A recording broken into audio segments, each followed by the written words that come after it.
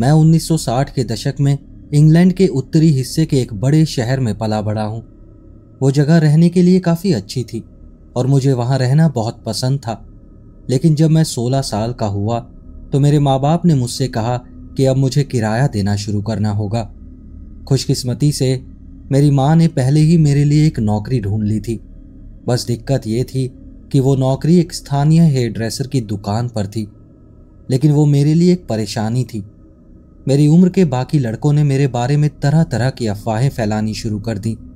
मुझे यकीन है आप समझ गए होंगे कि कैसी अफवाहें। अधिकतर समय तो मुझे फर्क नहीं पड़ता था कि लोग मेरे बारे में क्या सोचते हैं, लेकिन एक लड़की थी जिसकी राय मेरे लिए मायने रखती थी। उसका नाम था मॉरीन। मॉरीन हमारी गली की सबसे खूबसूरत लड़की थी और जब मुझे लगा कि शायद मॉरीन को भी लगता होगा कि मैं दूसरी टीम के लिए बैटिंग कर रहा हूं, तो मैं वो बिल्कुल बर्दाश्त नहीं कर सकता था। एक दिन जब मैं हेयर ड्रेसर की दुकान से घर जा रहा था तो रास्ते में मॉरीन से टकरा गया। वो कॉर्नर वाली दुकान पर जा रही थी। उसने मुझसे पूछा, क्या तुम सच में औरतों की हेयर ड्रेसर की दुकान पर काम करते हो? उसने औरतों की शब्द पर खास जोर दिया ताकि मुझे ज्यादा शर्मिंदा किया जा सके। मैंने हाँ कहा तो उसने अगला सवाल किया, क्या तुम्हें वहां काम करना अच्छा लगता है? अब मुझे झटपट कुछ सोचना पड़ा। मैंने कहा, नहीं, मुझे वो नौकरी पसंद नहीं है। असल में मैं तो कल सुबह आर्मी में भर्ती होने जा रहा हूँ। छोटे समय के लिए तो ये बहुत बढ़िया था, लेकिन अब मेरे सामने एक बड़ी समस्या थी। मुझे अपनी बात पर खरा उतरना था और इस तरह सिर्फ एक लड़की को इम्प्रेस करने के लिए मैंने आर्मी ज्वाइन कर ली। मैंने सोचा था कि अगर अच्छा नहीं लगेगा तो छोड़ दूंगा, लेकिन हुआ उसका उल्टा। सैनिक बनना बहुत कठिन काम था, लेकिन मुझे वो पसंद था। शायद मैं ठीक से बता नहीं सकता कि क्यों, लेकिन जो भी आम बातें लोग कहते हैं वो सच हैं। वहां आप अपनी जिंदगी के सबसे सच्चे दोस्त बनाते हो, उनके साथ चीजें उड़ाते हो, और एक किशोर लड़के के लिए इससे ज्यादा मजेदार क्या हो सकता है। मैंने कुछ समय तक मॉरीन से संपर्क बनाए रखा, लेकिन फिर धीरे धीरे उसकी जिंदगी अपनी दिशा में बढ़ती गई और मेरी अपनी। मॉरीन लंदन की एक शानदार यूनिवर्सिटी में चली गई, जबकि मैं 1970 की गर्मियों के आखिरी दिनों में नॉर्थ आयरलैंड चला गया। मैं और मेरी रेजिमेंट को बेलफास्ट नॉर्थ आयरलैंड की विभाजित राजधानी में भेजा गया। जो लोग नहीं जानते, वहां उस समय कैथोलिक IRA प्रोटेस्टेंट पैरामिलिट्री से लड़ रहे थे। दोनों समुदायों के बीच अविश्वास इतना गहरा था कि वहां अलग अलग रहते हुए भी साथ लड़ने जैसा माहौल था। हमारा मिशन था दोनों गुटों को अलग रखना, लेकिन समय बीतने के साथ हम ब्रिटिश सरकार के प्रति वफादार प्रोटेस्टेंट पैरामिलिट्रीज के पक्ष में ज्यादा झुक गए। वो पूरा मामला गड़बड़ था, ऐसा कभी होना ही नहीं चाहिए था, लेकिन हमें वहां भेजा गया था, तो बस यही सोचकर काम करते रहे, गोली मत खाना और जिंदा घर लौटना, बाकी कुछ भी मायने नहीं रखता था। हमें गिलवुड बैरक नाम की जगह में ठहराया गया, जो क्रुमलिन रोड प्रिजन के ठीक बगल में थी। हम मजाक में कहा करते थे कि दोनों में कोई फर्क नहीं है, बल्कि जेल का खाना शायद बैरक के खाने से बेहतर होगा।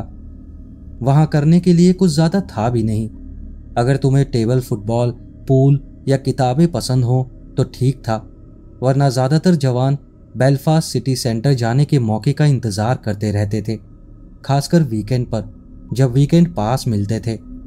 शहर जाने का मकसद होता था थोड़ा सुकून ढूंढना, कुछ शराब पीना और थोड़ी देर के लिए भूल जाना कि हम एक युद्ध क्षेत्र में हैं। लेकिन ये युद्ध क्षेत्र किसी भी पिछले ब्रिटिश ऑपरेशन जैसा नहीं था। हमारी यूनिट के कुछ बूढ़े सैनिक पहले एडन या मलाया जैसे इलाकों में रह चुके थे, जहां या तो रेगिस्तान थे या घने जंगल थे। वो ऐसी जगह थी जहां आप अपनी ट्रेनिंग का पूरा इस्तेमाल कर सकते थे। लेकिन यहाँ हम एक शहर में थे, एक ऐसा शहर जहां आम लोग रहते थे, और फिर भी हर गली में मौत मंडरा रही थी। सबसे अजीब बात यह थी कि ये शहर हमारे अपने देश की सीमाओं के भीतर था। मुझे याद है जब मैं घर से निकला, मेरे माँ बाप ने मुझसे कहा, अपना ध्यान रखना बेटा, और मैं हंसते हुए बोला, मैं ठीक रहूंगा। हम देश से बाहर थोड़े ना जा रहे हैं। अब जब पीछे मुड़कर देखता हूं तो यकीन नहीं होता कि मैं कितना भोला था, क्योंकि भले ही हम सिर्फ आयरिश सागर पार करके गए थे और तकनीकी रूप से ब्रिटिश जमीन पर थे, लेकिन वहां रहना ऐसा लगता था जैसे हम घर से बहुत दूर हैं। उस तरह का तनाव जवान सिपाहियों को जल्दी ही अपने आराम और परिचय की याद दिलाने लगता है, और एक अंग्रेज के लिए सबसे परिचित और सुकून देने वाली चीज होती है एक अच्छा पब। शायद ये किसी के लिए नई बात नहीं है, लेकिन आयरिश लोग शराब का मजा लेना जानते हैं। बेलफास्ट के कॉर्न मार्केट एरिया में लगभग हर कोने में एक पब था, और वो पब वाकई शानदार थे। कुछ तो 100 साल पुराने थे। हमारे घर के पास भी अच्छे पब थे, लेकिन आयरिश लोगों ने इस चीज को एक अलग ही स्तर पर पहुंचा दिया था। बस इतना ध्यान रखना होता था कि दरवाजे पर सोल्जर्स वेलकम या वी सर्व सोल्जर्स का बोर्ड लगा हो, और फिर समझो कि तुम्हारी रात बहुत बढ़िया गुजरेगी। मेरे पहले टूर के दौरान मैं एक पब में काफ़ी नियमित रूप से जाया करता था। वहाँ की लैंडलेडी और कुछ रेगुलर कस्टमर से मेरी अच्छी जान पहचान हो गई थी, लेकिन असली वजह जिसकी वजह से मैं उस पब में इतना ज़्यादा जाता था, जबकि वहाँ की बियर उतनी अच्छी भी नहीं थी, वो थी एक खूबसूरत लाल बालों वाली लड़की जो कभी कभी आती थी और सैनिकों से बातें करती थी। मैंने उसका नाम रोशन सुना था, लेकिन मैं उससे बातें करने के लिए बहुत शर्मीला था, इसलिए मैं बस वहां जाता रहा, कई बार अकेले ही, बस उम्मीद में कि शायद किसी दिन वो खुद मेरे पास आकर बात करे। और आखिरकार एक दिन ऐसा हुआ, वो मुझसे आकर बातें करने लगी। वो मुझसे कुछ साल बड़ी थी, 20 के आसपास, जबकि मैं अभी अभी 18 का हुआ था, लेकिन उसके साथ बात करना बहुत आसान था। कुछ घंटे बातें करने के बाद उसने मुझे अपना फ़ोन नंबर दिया और कहा कि जब भी मैं पब आने का सोचूं, पहले उसे कॉल कर लूं। एक दिन मैंने सच में वैसा ही किया। मैंने उसे फ़ोन किया और अपने सेक्शन के कुछ दोस्तों के साथ पब में आने का न्योता दिया, तो उसने कहा कि उसे निमंत्रण अच्छा लगा, लेकिन वो मुझसे अकेले में मिलना ज़्यादा पसंद करेगी। उसका लहजा बहुत हल्का था, लेकिन बात एकदम साफ थी। हमने दूसरी मुलाकात तय की। मुझे पूरे 2 हफ्ते इंतज़ार करना पड़ा, क्योंकि अगला वीकेंड पास तभी मिलना था। लेकिन जैसे ही वो मिला, मैंने फ़ौरन रोशीन को कॉल किया। मैं थोड़ा नर्वस था, क्योंकि उसके पापा ने फ़ोन उठाया, लेकिन जब उन्होंने सुना कि मैं वही सैनिक हूँ जिसका जिक्र रोशन ने किया था, तो वो बहुत खुश हुए और फ़ोन उसे दे दिया। हमने कुछ मिनट बातें की और फिर मैंने बताया कि मैं आखिरकार अकेले मिलने के लिए फ्री हूँ। वो बहुत एक्साइटेड लगी।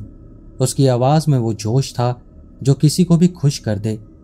हमने मिलने की तारीख और समय तय किया, लेकिन जब मैंने फ़ोन रखा तो मन में एक हल्का सा संदेह रह गया, क्योंकि रोशिन ने पहले कहा था कि वो एक दुकान के ऊपर वाले फ्लैट में अकेले रहती है, तो फिर उसके पापा ने फ़ोन कैसे उठाया। बाद में उसने बताया कि उसके पापा उस दिन मिलने आए थे, और जब मैंने कॉल किया तो वो चाय बना रही थी, इसलिए फ़ोन पापा ने उठाया।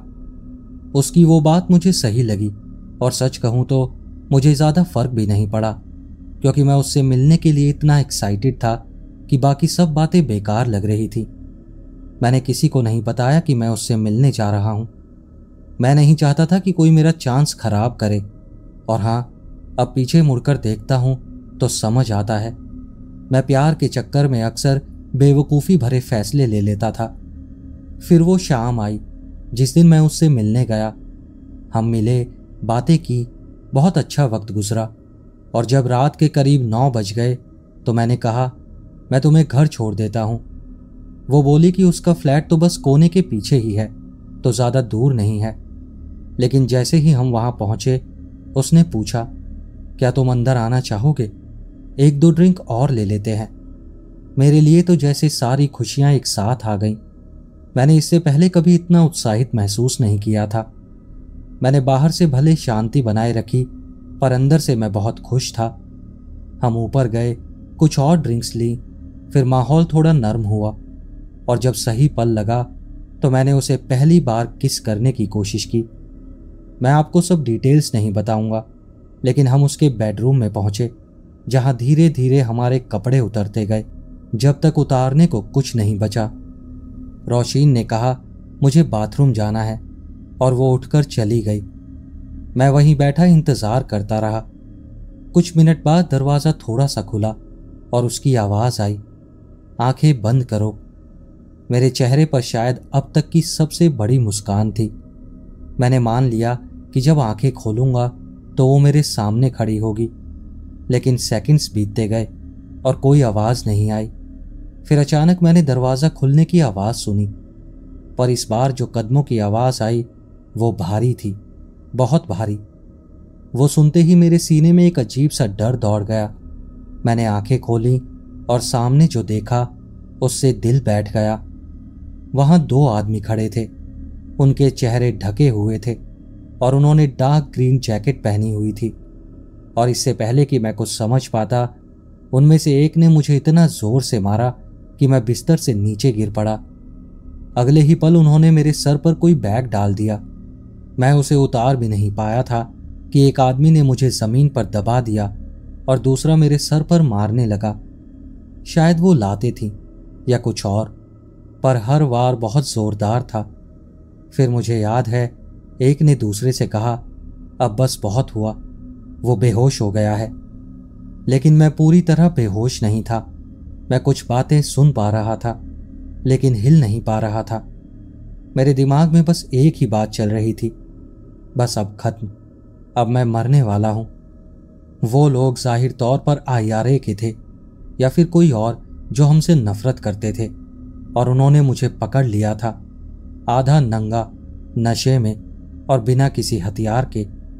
लेकिन जब उनमें से एक ने कहा, बस काफी है और मत मारो, तो मुझे एहसास हुआ कि शायद वो मुझे मारना नहीं चाहते थे, कम से कम अभी तो नहीं। मुझे नहीं पता वो मेरे साथ क्या करने वाले थे, किस तरह का नर्क मुझे झेलना था, लेकिन वो मुझे कहीं ले जाने वाले थे और मेरे पास भागने का बस वही एक मौका बचा था। शुरू में मैं बिस्तर के पास कारपेट पर ही पड़ा रहा, क्योंकि मैं शारीरिक और मानसिक दोनों तरह से सदमे में था। लेकिन जैसे ही वो दोनों आपस में बातें करने लगे, मैं चुपचाप पड़ा रहा और मरा हुआ होने का नाटक करता रहा। उन्होंने मुझे फ्लैट में ही कैद रखने के बजाय किसी दूसरी जगह ले जाने की योजना बनाई थी। उनमें से एक आदमी नीचे जाकर गाड़ी तैयार करने वाला था। दूसरे ने उसे कहा कि गाड़ी को घर के दरवाजे तक लाना। दूसरा आदमी मेरे हाथ पैर बांधने वाला था और फिर मुझे नीचे घसीटने वाला था। वो उनकी दूसरी बड़ी गलती थी। अगर दोनों मेरा ध्यान रखते हुए मुझे कसकर बांधते तो शायद मैं कभी घर नहीं पहुंच पाता, लेकिन उन्हें लगा कि मैं बेहोश हूं, इसलिए वो अलग अलग काम करने लगे और वही था मेरा मौका। मैंने इंतजार किया जब तक मैंने एक को नीचे जाते हुए सुना, और जैसे ही दूसरा मेरे हाथ पकड़ने झुका, मैं बिल्कुल ढीला ढाला हो गया जब तक सही वक्त नहीं आ गया। फिर मैंने अचानक सर से वो थैला खींचकर हटा दिया और पलटकर हमला कर दिया। शायद ये क्लीशे लगे, लेकिन उस वक्त मेरी ट्रेनिंग खुद ब खुद काम करने लगी। सारी hand to hand fight training जो हमने बेस में सीखी थी, वही मेरे जान बचाने में काम आई। मैंने किसी तरह उस आदमी के चेहरे पर बुरी तरह वार किया, उसके गाल और आंख पर उंगलियों से वार किया, जैसा हमारे सार्जेंट मेजर ने ट्रेनिंग के दौरान सिखाया था। बाकी सब थोड़ा धुंधला है, लेकिन मुझे याद है मैंने कमरे की खिड़की खोली, नीचे की छत पर चढ़ गया। तभी दूसरा आदमी ऊपर आया, ये देखने की पहले वाले को क्या हुआ। किसी तरह मैं नीचे जमीन तक पहुंच गया। न कुछ टूटा, न कोई चोट लगी। फिर जब एहसास हुआ कि मैं अब भी दौड़ सकता हूं, तो मैं बस दौड़ता चला गया, जब तक कि मैं मेन सड़क तक नहीं पहुंच गया। थोड़ी देर बाद मुझे एक ब्रिटिश चेक पॉइंट मिल गया। कुछ मिलिट्री पुलिस वाले, जिन्हें हम रेड कैप्स कहा करते थे, मुझे बेस तक वापस लेकर गए। उन्हें लगा कि शायद मैंने बहुत ज्यादा पी ली है। बैरक पहुंचने पर मुझे कहा गया, साफ सुथरे हो जाओ, सो जाओ और सुबह सुनवाई के लिए तैयार रहो। मैं बेस पर सुरक्षित लौट आया था और यही सोचकर मैं बहुत खुश था। मैं नहाया और थोड़ी देर बाद सो गया। अगली सुबह मुझे अपनी कंपनी के सार्जेंट मेजर के दफ्तर बुलाया गया। वो खुद वहां मौजूद थे, साथ में वो मिलिट्री पुलिस वाला भी जो मुझे वापस लाया था। शायद उन्हें लगा कि मैं बस कंधे उचका दूंगा और कोई बहाना बना दूंगा कि मैं आधी रात को नशे में आधा नंगा शहर में कैसे पहुंचा। लेकिन जब मैंने उन्हें सच्चाई बताई तो दोनों के जबड़े नीचे गिर गए। मेरे चेहरे पर चोटों के निशान थे, मेरी बात को साबित करने के लिए काफी थे। मैंने इतने बारीक विवरण दिए कि उन्हें समझ आ गया कि मैं कहानी नहीं बना रहा। एमपीज ने फिर भी सब जांचा, ये सुनिश्चित करने के लिए कि मैं कोई झूठ तो नहीं बोल रहा। बाद में मेरी अगली सुनवाई में उन्होंने मान लिया कि मेरी बाकी कहानी भी सच्ची थी, और हालांकि उनके पास मुझे ग्लास हाउस यानी आर्मी जेल भेजने का पूरा हक था, उन्होंने बस मुझे एक चेतावनी देकर छोड़ दिया, क्योंकि जो कुछ मैं झेल चुका था वो मेरे लिए काफ़ी था। मुझे कुछ समय के लिए बैरक में ही रखा गया और पूरी कंपनी पर 3 हफ्ते का ड्रिंकिंग बैन लगा दिया गया, जिससे सबको मुझसे नफरत हो गई। इसके बाद हमें कई ब्रीफिंग दी गई कि किससे मेलजोल रखना है और किससे नहीं। बताया गया कि आईआरए के जासूस और हिटमैन हर जगह छिपे हैं, जो हमें शहरों में घेरने का इंतजार कर रहे हैं। उन्होंने उम्मीद की कि इससे आगे ऐसे और हादसे नहीं होंगे, लेकिन जवान लड़के तो जवान ही रहते हैं, किसी भी दौर के क्यों ना हो। कुछ साल बाद किसी और ने भी वही गलती की और इस बार उसकी जान चली गई। उसके बाद मैंने कसम खाई, पूरे टूर में एक बूंद शराब नहीं पीऊंगा। छुट्टी मिली तो बस जिम में या आर्मी कैंटीन में वक्त बिताता। हम वापस लौटे तो मैंने कुछ और साल सर्विस की, लेकिन फिर मैंने रिटायरमेंट ले ली, इससे पहले कि वो मुझे फिर से नॉर्थ आइलैंड भेज दें। उसके बाद मैंने ये कहानी किसी को नहीं बताई, पूरे 15 साल तक। फिर जब अपनी पत्नी से मिला तब जाकर उसे बताया, वो भी शादी के बाद, क्योंकि ये वो वॉर टाइम स्टोरी नहीं थी जो आप किसी बार में सुनाकर फ्री ड्रिंक्स ले लें। यह एक ऐसी कहानी थी जिससे मैं शर्मिंदा था। मैं जवान था, नासमझ था और बहुत आसानी से झांसे में आ गया था। पर सबसे ज़्यादा तकलीफ इस बात की थी कि एक खूबसूरत लड़की ने मुझे खास, आकर्षक और मज़ेदार महसूस कराया था, और वो सब सिर्फ एक बड़ा झूठ था। अपनी दूसरी अफगानिस्तान की पोस्टिंग के दौरान मैं और मेरी यूनिट देश के दक्षिणी हिस्से में तैनात थे, एक जगह जिसे हेलमंद प्रांत कहा जाता है। हमारा ज़्यादातर काम माउंटेड पेट्रोल्स का होता था, मतलब पूरी पलटन उन बड़े बड़े ट्रकों में निकलती थी जिन्हें हम MRAP कहते थे। MRAP का मतलब माइन रेजिस्टेंट एम्बुश प्रोटेक्टेड, यानी ऐसे भारी बख्तरबंद वाहन जो धमाकों और घात लगाकर किए गए हमलों को झेल सकें। काफ़ी समय तक ये वाहन हमारे लिए काफ़ी कारगर साबित हुए, लेकिन फिर तालिबान ने इसका एक आसान हल निकाल लिया। उन्होंने बड़े बम IED बनाना शुरू कर दिया। अगर आपने द हर्ट लॉकर जैसी कोई फिल्म नहीं देखी तो बता दूं, IED का मतलब होता है इम्प्रोवाइज्ड एक्सप्लोसिव डिवाइस, और ऐसे हथियार हमारे दुश्मनों के लिए इराक और अफगानिस्तान दोनों जगहों पर सबसे घातक और आम हथियारों में से एक थे। लेकिन सिर्फ बड़े IEDs बनाना उनके लिए इतना आसान नहीं था, क्योंकि तालिबान के बम बनाने वालों के पास सीमित संसाधन थे। वो चाहे तो अपने सारे विस्फोटक एक ही बड़े बम में डाल सकते थे, लेकिन इसका मतलब ये था कि उनके पास बाकी रास्तों पर लगाने के लिए कुछ नहीं बचता। ये तालिबान के लिए एक बड़ी समस्या थी, क्योंकि अगर हम उनके वो 1 या 2 बड़े IED ढूंढ लेते तो हमें यकीन हो जाता था कि कुछ दिनों तक रास्तों पर फिर से कोई बम नहीं मिलेगा। तालिबान का असली सीक्रेट वेपन था बमों को ऐसी जगह लगाना जहां हमें उनकी उम्मीद भी ना हो। उन्होंने ब्रिटिश और डेनिश सेनाओं से इतने साल लड़ते हुए ये अच्छी तरह सीख लिया था कि हम किस तरह के निशान या संकेत ढूंढते हैं, और वो हर बार कोशिश करते कि हमें चकमा दे सकें। लेकिन सच कहूँ तो हमारे पास भी एक सीक्रेट वेपन था जिसे हमारी पूरी पलटन बस द किड कहकर बुलाती थी। असल में वो एक लड़का था जो हमारी सोच से ज़्यादा उम्र का था, लेकिन उसका चेहरा कुछ अजीब था। वो बहुत लंबा नहीं था, इसलिए दूर से देखने पर वो किसी 15-16 साल के किशोर जैसा लगता था, लेकिन जैसे ही तुम पास जाते तुम्हें उसके चेहरे पर हल्की हल्की दाढ़ी और आंखों के पास की झुर्रियां दिखती, जो साफ बताती थी कि वो उम्र में कहीं ज़्यादा बड़ा है। हम उसकी उम्र 18 से लेकर 34 के बीच कहीं मानते थे। फिर एक दिन जब हमने खुद उससे पूछा तो उसने बताया कि उसे खुद नहीं पता कि वो कब पैदा हुआ था। बस इतना जानता था कि उसका जन्म रमज़ान के महीने में हुआ था और शायद सोवियत सेनाओं के अफगानिस्तान छोड़ने के बाद हुआ था, लेकिन वो इस बारे में पक्का नहीं कह सकता था। हमारी पलटन के कुछ नए लड़कों को यह सुनकर बहुत अजीब लगा, लेकिन सच कहूं तो अफगानिस्तान में किसी को अपनी जन्म तिथि ना पता होना बहुत आम बात है। उन्हें इससे कोई फर्क नहीं पड़ता और वो दोनों ईद बड़ी धूमधाम से मनाते हैं, तो उनके पास वैसे भी जश्न मनाने के काफ़ी मौके होते हैं। खैर, पहली बार जब हम उससे मिले तब हमारी तैनाती को करीब 1 हफ्ता हुआ था। वो अपने परिवार के साथ उस खेत के पास काम कर रहा था जो उस कंपाउंड के पास था जहां वो रहते थे।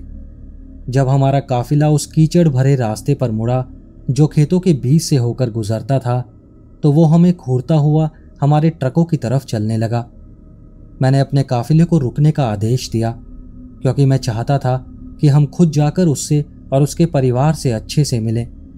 यह कोई टैक्टिकल फैसला नहीं था, बल्कि एक स्ट्रैटेजिक फैसला था। उस समय हम दिल और दिमाग जीतने वाली रणनीति पर काम कर रहे थे, मतलब जितना हो सके स्थानीय लोगों से दोस्ती करना। आखिर वही लोग हमें रोज देखने वाले थे।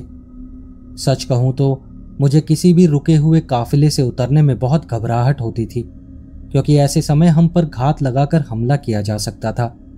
लेकिन मैंने सोचा क्योंकि वो लड़का खुद इतनी सहजता से हमारे पास आ रहा था, तो शायद आसपास कोई तालिबान नहीं होगा।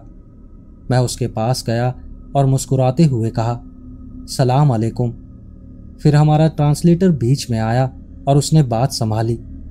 उसके जरिए मैंने बहुत संक्षेप में समझाया कि हम कौन हैं, हम यहाँ क्या करने आए हैं और कितने समय तक यहाँ रहेंगे। मैंने उससे यह भी कहा कि अगर उसे या उसके परिवार को किसी भी चीज़ की ज़रूरत हो तो वो हमारे कॉम्बैट आउटपोस्ट पर आ सकता है, लेकिन सिर्फ दिन में, और उसके पास कुछ ऐसा ना हो जिससे हमें खतरा लगे। पूरी बातचीत के दौरान वो बस मुझे घूरता रहा और जब मैंने हाथ बढ़ाकर उससे हाथ मिलाने की कोशिश की तो उसने अपना बायां हाथ आगे बढ़ाया। अब ये बात शायद बहुत लोगों को ना पता हो, लेकिन कई पूर्वी संस्कृतियों में ये बहुत बड़ी बेइज्जती मानी जाती है, क्योंकि टॉयलेट पेपर ना होने की वजह से वहाँ एक सिस्टम होता है।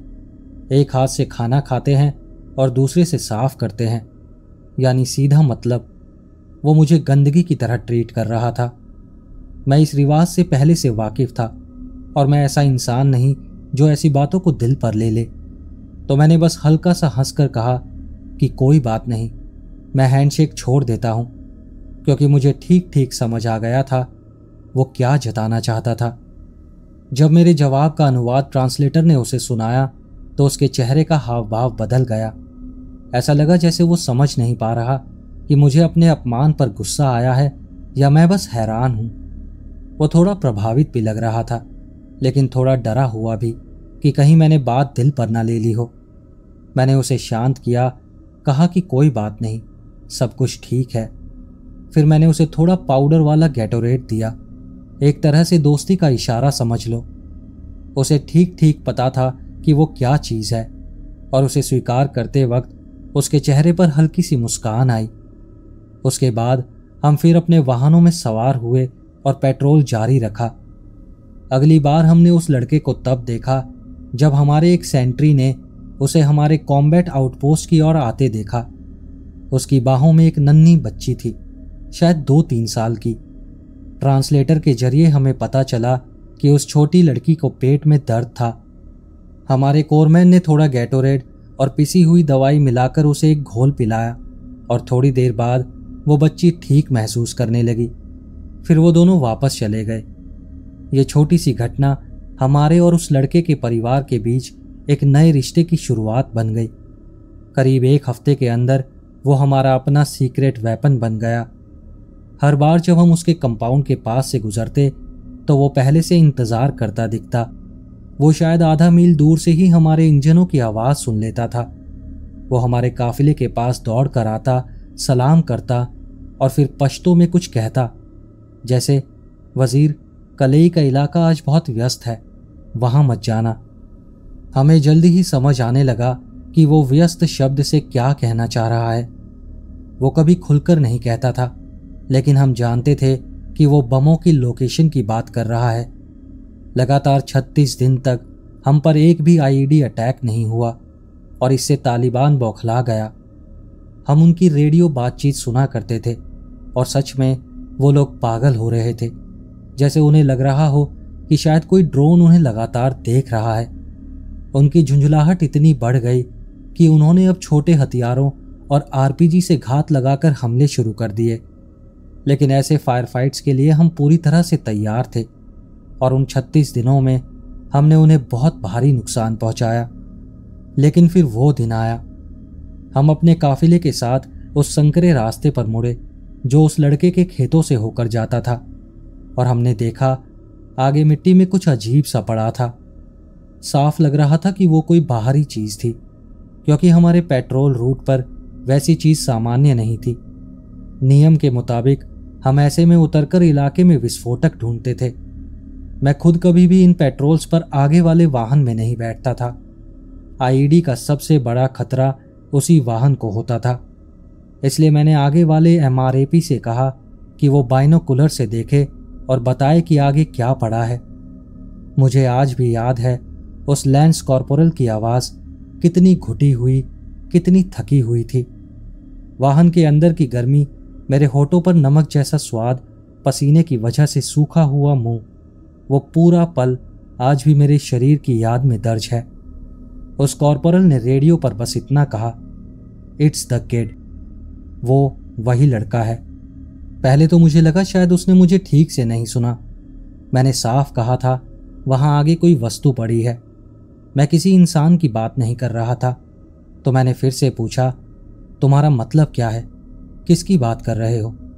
वो बोला, वो उस बच्चे का सर है। तालिबान को किसी तरह पता चल गया था कि वो लड़का हमें जानकारी दे रहा था।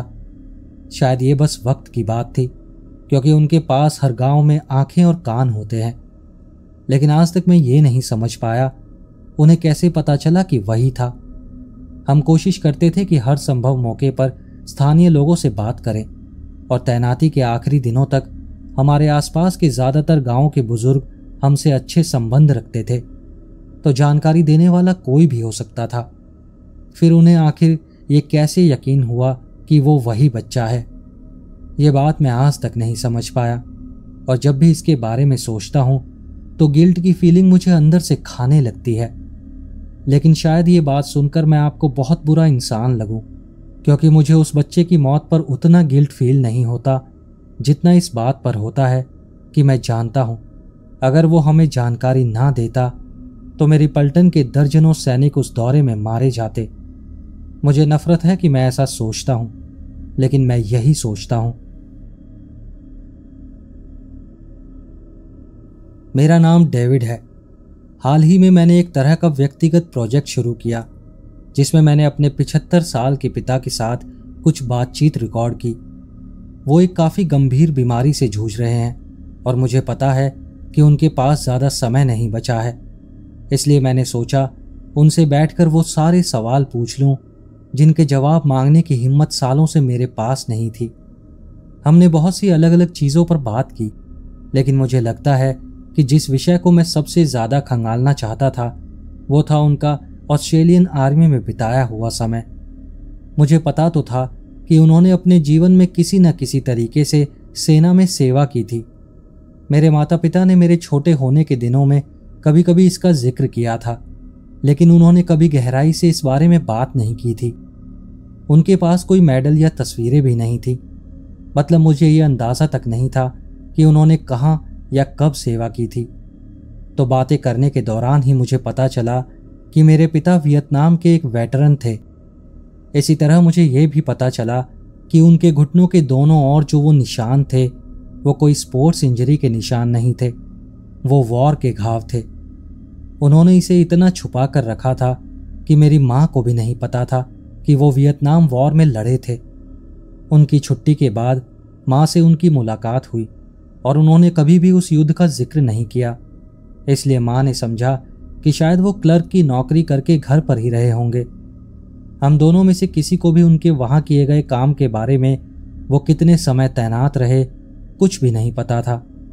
तो जब उन्होंने मुझसे बात करने के लिए सहमति दी, मैंने फैसला किया कि मैं जोर नहीं डालूंगा और अपने सवाल रिकॉर्डिंग सेशन तक रोक कर रखूंगा। मुझे इसे पूरा करने में थोड़ा वक्त लगा, लेकिन मैंने स्पीच टू टेक्स्ट प्रोग्राम्स और मैनुअल एडिटिंग के संयोजन का इस्तेमाल करके हमारी बातचीत का पूरा ट्रांसक्रिप्ट तैयार किया। और ये वियतनाम बातचीत का एक संक्षिप्त हिस्सा है जिसमें एक ऐसी कहानी शामिल है जो मुझे लगता है कि आपको अच्छी लगेगी। तो अब ज़्यादा टाइम खराब किए बिना यहाँ मेरे पिताजी के वियतनाम के समय की कहानी है। मैंने सेना ज्वाइन करने के लिए बहुत ही बेहतरीन समय चुना था। योजना ये थी कि मैं आर्मी में इंजीनियर के रूप में जुड़ा रहूँगा, कुछ साल सेवा करूँगा, फिर जो पैसे और हुनर मैं जमा कर लूँगा उससे रॉकहैम्पटन में एक ऑटो रिपेयर शॉप खोल लूँगा। मैंने कम से कम 6 साल के कॉन्ट्रैक्ट पर साइन किया था, लेकिन 2 साल बाद ऑस्ट्रेलिया वियतनाम में घुस गया। उससे पहले हमारे पास सलाहकार भेजे गए थे जो साउथ वियतनाम को ट्रेन कर रहे थे, पर किसी ने उम्मीद नहीं की थी कि ये इस कदर बढ़ेगा। कम से कम मैंने तो नहीं सोचा था, और अगर होता भी तो मैंने सोचा था कि इंजीनियर होने की वजह से मैं ज़्यादातर खतरों से दूर रहूँगा। पर मैं कितना गलत था। 1968 के अंत में मुझे अपने कंपनी कमांडर के ऑफिस में बुलाया गया, और जब मैं वहाँ पहुँचा तो उनकी मेज पर एक कागज़ रखा था। उन्होंने मुझे देखा और पूछा कि क्या मैं सचमुच सिर्फ 5 फुट 5 इंच लंबा और 70 किलो वज़न का हूँ। मैंने कहा हाँ, मैं हमेशा से छोटा और दुबला पतला ही रहा हूँ, लेकिन मैंने सभी ज़रूरी आर्मी टेस्ट पास कर रखे थे और न्यूनतम ऊंचाई और वज़न की शर्तें भी पूरी की थी। मुझे लगा कि शायद मेरा छोटा कद होने की वजह से वो मुझे बाहर निकालना चाहते हैं, पर सच्चाई ये थी कि ठीक इसके उलट था। सेना मेरे जैसे आकार के लोगों को बहुत ज़रूरी समझती थी, और उसकी वजह थी एक बहुत ही विशेष प्रकार का काम जो सिर्फ हम ही कर सकते थे। एक ऐसा काम जिसने हमें टनल रैट्स का नाम दिलाया। करीब 100 अन्य लड़कों के साथ मुझे सिडनी के पास स्थित army school of military engineering भेज दिया गया, जहां हमने 3 महीने का क्रैश कोर्स किया जिसे टनल क्लियरेंस कहा जाता था। एयरप्लेन्स के खतरे का सामना करने के लिए वियतनामी कम्युनिस्टों ने इनके रहने की कला अपना ली थी। ये इतनी प्रभावी रणनीति थी कि ज़मीन बलों को उन्हें बाहर निकालने का कोई तरीका खोजना पड़ा। हमने सब कुछ आजमाया, ग्रेनेड, कुत्ते, आंसू गैस। अमेरिकियों ने एक पॉइंट पर उन्हें पानी से भरने तक की कोशिश की, पर जो चीज़ वाकई असरदार निकली वो थी लोग, और वहाँ भेजने के लिए उन्हें छोटा और दुबला होना चाहिए, बिल्कुल मेरे जैसा। हमने सेना द्वारा बनाई गई कुछ नकली सुरंगों में रेंगकर अभ्यास किया, पर असली काम वो लड़ाई थी जिसके बारे में हमें बताया जाता था। वियतनाम में ज़्यादातर लड़ाई बहुत घने जंगलों में होती थी, और कई कहानियों में सुना गया कि फायर फाइट के दौरान दुश्मन को अच्छे से देखने का मौका ही नहीं मिलता।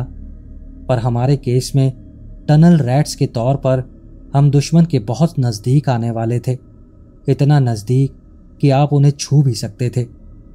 दरअसल ज़्यादातर मामलों में हमारे पास उनके ऊपर हाथ उठाने के अलावा कोई चारा ही नहीं रहता था, क्योंकि उन सुरंगों के अंदर लड़ाई सचमुच हाथापाई वाली होती थी।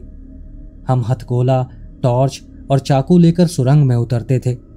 कभी कभी रस्सी बांधकर उतरना पड़ता था। हथियार चलाना आखिरी विकल्प था, क्योंकि इतनी अंधेरी और संकरी जगह में गोली चलाने से आपकी आंखें और कान बुरी तरह प्रभावित हो सकते थे। अगर दुश्मन को पता चल जाता कि हम सुरंग में हैं तो वो भाग जाते, और हम बचने के रास्तों को काटने के लिए ब्लॉकिंग फोर्सेस लगाते थे। पर कई बार हमें खुद जाकर वो काम करना पड़ता था। एक अच्छा सोल्जर वो होता है जो चुपके से किसी पर हमला करे, उसका मुंह बंद करे और तेजी से चाकू मार दे, ताकि वो बिना शोर किए वापस आ सके और अपने साथियों को खबर दे सके।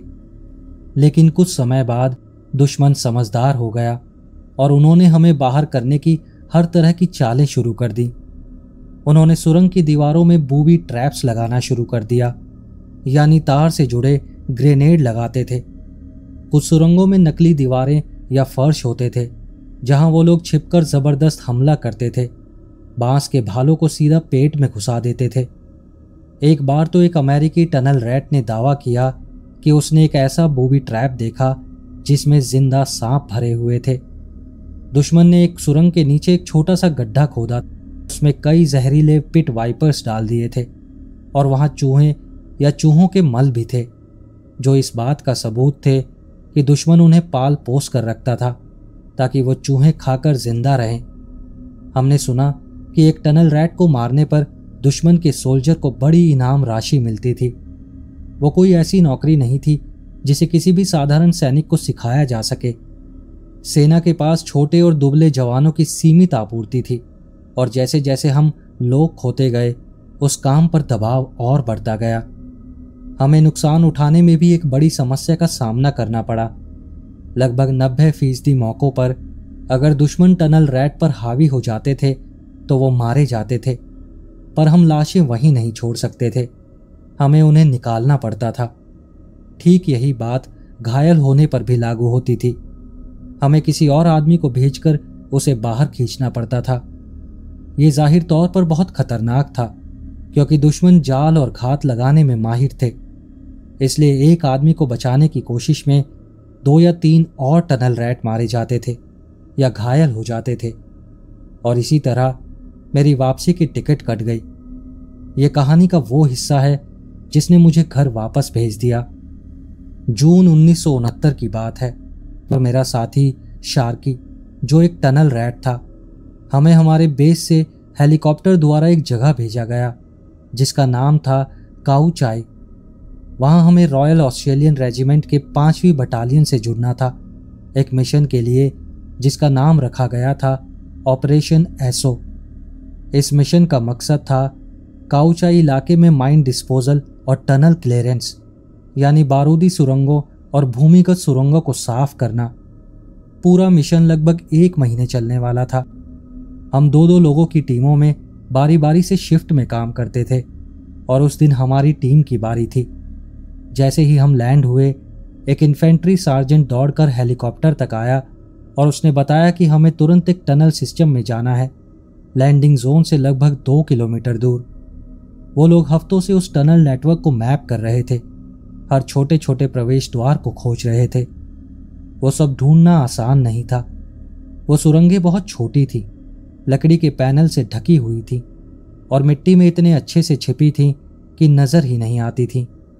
खैर, उन्होंने सारे एंट्रेंस मार्क कर दिए थे, कुछ जगह ब्लॉकिंग फोर्स भी लगा दी गई थी और अब बस हमें अंदर जाकर दुश्मन को बाहर निकालना था ताकि बाकी प्लेटून ऊपर से उन्हें खत्म कर सके। जब हम उस एंट्रेंस पर पहुंचे तो सार्जेंट ने हमें अंदर जाने के लिए कहा। शार्की ने कहा कि पहले वो अंदर जाएगा ताकि अंदर के हालात का अंदाजा लगा सके।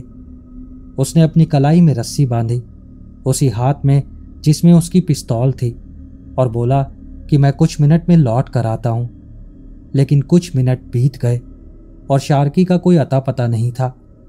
जैसे जैसे वो अंदर बढ़ता गया, रस्सी आगे बढ़ती जा रही थी। इससे हमें ऊपर से पता चल रहा था कि सब कुछ ठीक है। कभी कभी रस्सी कुछ सेकंड्स के लिए रुक जाती, शायद वो रुककर सुन रहा होगा या आसपास देख रहा होगा, लेकिन फिर कुछ पल बाद रस्सी फिर से खिंचने लगती। फिर एक वक्त ऐसा आया जब रस्सी रुक गई और फिर दोबारा नहीं हिली। मैंने कई बार रस्सी खींचकर इशारा किया, लेकिन शार्की की तरफ से कोई जवाब नहीं आया। अब मैं सचमुच डर गया था। मैंने कुछ मिनट इंतजार किया। मुझे उम्मीद थी कि शायद वो वापस खींचकर इशारा करेगा या निकल आएगा। कोई गोली चलने की आवाज भी नहीं आई थी, तो मैंने सोचा शायद सब कुछ ठीक है। लेकिन फिर भी इतनी देर तक बिल्कुल हरकत ना होना कोई अच्छा संकेत नहीं था। आखिरकार मैंने खुद अंदर जाने का फैसला किया। आमतौर पर वहां 2 तरह की सुरंगें होती थीं, एक बड़ी वाली जो नीचे के अलग अलग हिस्सों को जोड़ती थी, जैसे फील्ड हॉस्पिटल, आर्मरी और यहाँ तक कि क्लासरूम्स, जहाँ वो अपने लोगों को कम्युनिस्ट विचारधारा सिखाते थे। दूसरी थी छोटी, सतह के करीब बनी सुरंगें, जहाँ घुटनों के बल नहीं बल्कि पेट के बल रेंगकर आगे बढ़ना पड़ता था, और वो सुरंग उसी तरह की थी। अंदर एकदम अंधेरा था। मैंने टॉर्च नहीं जलाई, बस रस्सी को पकड़कर आगे बढ़ता गया, बहुत धीरे और बहुत चुपचाप। हर सेकंड यही सोच रहा था कि कहीं किसी जाल में ना फंस जाऊं। कुछ मिनट बाद में मेरा हाथ किसी बूट से टकराया। मैंने धीरे से उसे धक्का दिया, लेकिन कोई हरकत नहीं हुई। वो शार्की था और वो मर चुका था। शायद उसे किसी वियतकांग ने मारा था और फिर भाग गया ताकि अपने साथियों को चेतावनी दे सके। अगर ऐसा था तो मिशन पूरा हो चुका था, लेकिन मेरे साथी की जान जा चुकी थी। मैंने ये देखने के लिए कि कहीं उसका शरीर किसी चीज में फंसा तो नहीं, अपनी टॉर्च जलाई। टनल बहुत छोटी थी, लेकिन सर जरा सा उठाकर टॉर्च घुमाई तो जो मैंने देखा वो मेरी जिंदगी का सबसे डरावना पल था। शार्की के शरीर के उस पार एक वियतकांग सैनिक बैठा था और उसकी पिस्तौल सीधे मेरे टॉर्च की रोशनी पर तनी हुई थी। मैंने तुरंत सिर झुका लिया और नीचे दब गया। वो वहीं गोली चलाता रहा जहां मैंने अभी अभी टॉर्च जलाई थी। शायद मैंने उसे एक पल के लिए चौंका दिया था, इसलिए उसकी पहली कुछ गोलियां ऊपर से गुजर गईं, क्योंकि मिट्टी के टुकड़े मेरी गर्दन पर गिर रहे थे। वो गोलियां टनल की छत को तोड़ रही थी। आवाज इतनी तेज थी कि कान सुन हो गए थे। हर फ्लैश, हर चमक मुझे दिख रही थी, लेकिन फिर गोली चलने की आवाज बंद हो गई। मेरी जान शायद शार्की के शरीर ने बचाई। अगर वो पहले से मरा नहीं होगा तो अब तो जरूर मर चुका था। वो दुश्मन जल्दी ही अपनी पिस्तौल की मैगजीन खाली कर बैठा और दोबारा लोड करने के लिए पीछे हट गया। मैंने उसी पल शार्की के शरीर को खींचना शुरू कर दिया। पीछे से मुझे वियतकांग की आवाजें सुनाई दे रही थी। वो मदद के लिए पुकार रहा था। मुझे पता था अब ज्यादा देर नहीं है, जल्द ही और गोलियां चलेंगी। मेरा बस एक ही काम था, शार्की को खींचते रहना, अपने आप से कहते हुए कि शायद अभी भी उसकी जान बचाई जा सकती है। ऊपर मेरे साथी चिल्ला रहे थे। उन्होंने गोलीबारी की आवाजें सुनी थी और वो मुझे जिंदा बाहर देखना चाहते थे। मैं लगभग निकल ही आया था, बस टनल के मुहाने तक पहुंचा और ऊपर चढ़ने ही वाला था कि पीछे से एक बार और गोलियों की आवाज आई और एक गोली मेरे बाएं घुटने में जा लगी। लोग कहते हैं जब एड्रेनलिन चढ़ा हो तो दर्द महसूस नहीं होता, लेकिन मेरे घुटने के चकनाचूर हो जाने का जो दर्द था वो मैं जिंदगी में कभी नहीं भूल सकता। अगर मेरे साथी मुझे बगल से पकड़कर बाहर नहीं खींचते तो शायद मैं एक नहीं दोनों टांगे खो बैठता, और वो गोली ही मेरे घर वापसी की टिकट थी। मुझे तुरंत एयरलिफ्ट कर लिया गया, टांके लगाए गए और फिर एक लंबा रिहैब चला। फिर मैं वापस ड्यूटी पर आया, लेकिन इस बार मुझे फिर से विदेश नहीं भेजा गया। मैंने करीब 18 महीने नए टनल रैट्स को ट्रेनिंग दी। उसके बाद सर्विस पूरी हुई, मैंने तुम्हारी माँ से मुलाकात की और फिर तुम्हारा ये खूबसूरत चेहरा इस दुनिया में आया। बस यही मेरी कहानी है। जितना छोटा कर सकता था किया। मुझे पता है ये लंबी लग सकती है, लेकिन मैं सच में चाहता हूँ कि मेरे पिताजी जैसी कहानियाँ ज़्यादा लोग सुने, सिर्फ मैं नहीं। मुझे पता है उन्हें शायद अच्छा ना लगे कि मैं ये कहानी सबको बता रहा हूँ, लेकिन मैं चाहता हूँ कि लोग जानें कि वो कितने अविश्वसनीय इंसान हैं, न सिर्फ इसलिए कि उन्होंने युद्ध लड़ा था, बल्कि इसलिए कि वो लौटे, शिकायत किए बिना जीवन में आगे बढ़े, मेहनत की, परिवार बनाया और मुझे और मेरी बहन को वो जिंदगी दी जो उन्हें खुद कभी नहीं मिली। मेरे लिए वो एक सच्चे हीरो हैं, भले ही दुनिया ना माने, लेकिन मेरे लिए तो हैं। ये सब हुआ मेरे पहले इराक के टूर के आखिर में, नवंबर 2006 से अगस्त 2007 तक। वो जुलाई का महीना था। हम दियाला प्रांत के एक अनजान हिस्से में मुक्तादिया के उत्तर पश्चिम में थे। हम इराकी पुलिस के साथ आरवी कर रहे थे।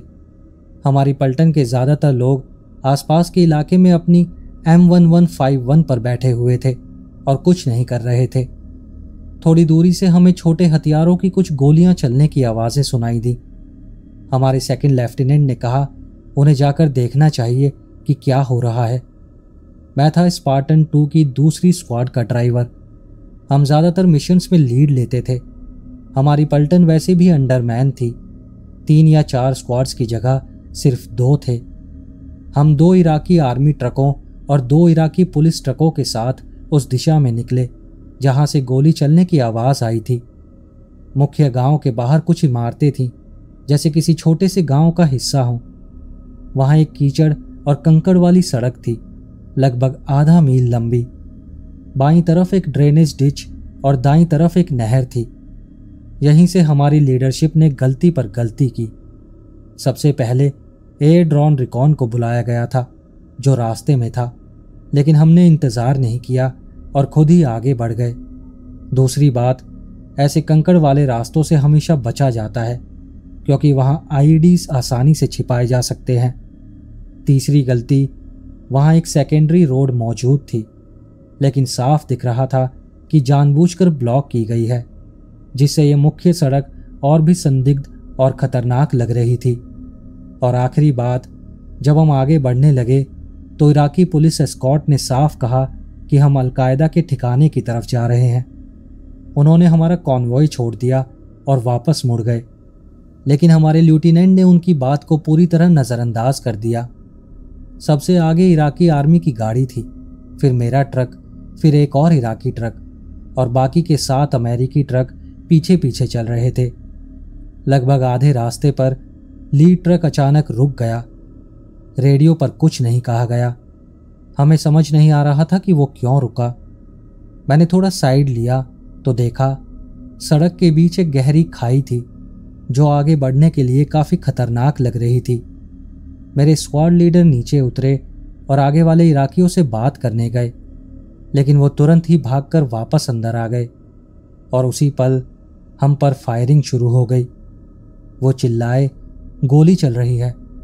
मैंने अपनी ड्राइवर साइड की खिड़की से बाहर झांका तो देखा करीब 50 मीटर दूर ऊंची घास के बीच से 3 आदमी उठे और वो AK-47 चला रहे थे, वो भी सीधे मेरे ट्रक की तरफ। मेरे गनर ने चिल्लाकर बताया कि आगे गांव के पास एक बोंगो ट्रक खड़ा है जिस पर दुश्का मशीन गन लगी हुई है। वो एक रशियन 50 कैलिबर जैसी बड़ी बंदूक होती है। वो एक क्लासिक एल शेप एम्बुश था और मैं सीधे बीच में फंसा हुआ था। ना आगे जा सकता था, ना बाएं, ना दाएं, और ना ही पीछे हट सकता था। हम पर लगातार छोटे हथियारों की गोलीबारी और अब भारी मशीन गन की फायरिंग शुरू हो चुकी थी। मेरे गनर ने बोंगो ट्रक पर जवाबी फायर शुरू किया और मैंने देखा हमारे M240 टैरेट की गोलियां बाईं तरफ वाले तीनों आदमियों पर धूल उड़ा रही थी। मैं बस बैठा रह गया क्योंकि ड्राइवर सीट से कुछ कर ही नहीं सकता था। फिर एक जोरदार धमाका हुआ, आग और धुएं की लपटें उठी। मैंने सोचा ये कोई बॉम्ब था। तभी मेरे बाएं गाल पर हल्की चुभन महसूस हुई। मैंने हाथ लगाया और जब हटाया तो मेरा दस्ताना खून से लथपथ था। मैंने तुरंत हाथ दबा दिया। मैंने चिल्लाकर अपने स्क्वाड लीडर को बताया, मेरा खून बह रहा है। मैं सोच रहा था कि क्या मैं मर रहा हूं, क्योंकि मुझे कोई दर्द महसूस नहीं हो रहा था। मुझे पता नहीं था कि फायर सप्रेशन सिस्टम अपने आप एक्टिवेट हो गया था। उससे निकलती भारी गैस के कारण सबकी आवाज़ें बहुत नीची और धीमी सुनाई दे रही थीं, जैसे किसी ने हीलियम का उल्टा गैस भर दिया हो। सब कुछ एक मूवी जैसा लग रहा था। मेरी सेंस पूरी तरह गड़बड़ा गई थी। अब मुझे वहां किल जोन में बैठे रहना सही नहीं लग रहा था। मैंने ट्रक रिवर्स करना शुरू किया। पीछे जो इराकी ट्रक था वो तब तक नहीं हिला जब तक मैंने उसे 2-3 बार जोर से टक्कर नहीं मारी। आखिरकार हम धीरे धीरे पीछे हटने लगे, जो कि बहुत मुश्किल था। इतनी पतली सड़क में एक हाथ से स्टीयरिंग पकड़कर सिर्फ एक साइड मिरर में देखते हुए गाड़ी चलाना नामुमकिन था। पैसेंजर साइड मिरर तो पूरी तरह ब्लॉक था। फिर हमारा मेडिक पीछे से दौड़कर सीधे मेरे ट्रक में कूद आया, वो भी भारी गोलीबारी के बीच। किसी तरह हमने कॉन्वॉय को इतना पीछे खींचा कि मेरे स्क्वाड लीडर अब ड्राइविंग संभाल सके और मेडिक मुझे ट्रीट कर सके। हम सड़क से हटकर सीधे बेस की तरफ लौटने लगे और मैंने खुद अपना मेडिवैक कॉल ब्लू फोर्स ट्रैकर पर भेजा। बेस पहुंचने के बाद मेडिक्स ने मुझे देखा और फिर ब्लैक हॉक हेलीकॉप्टर से मुझे बालार्ड मेडिकल पहुंचाया गया। वहां जाकर पता चला कि मुझे आईडी से नहीं मारा गया था, बल्कि दुष्का की गोली ने मेरे ट्रक के आर्मर को आर पार कर दिया था। गोली विंडशील्ड के ऊपर से होकर रोल बार के पास टकराई और टूटकर मेरे चेहरे पर छर्रे उड़ा दिए। आज भी सोचता हूं, अगर वो कुछ इंच दूर लगती तो शायद मेरी पूरी खोपड़ी उड़ जाती।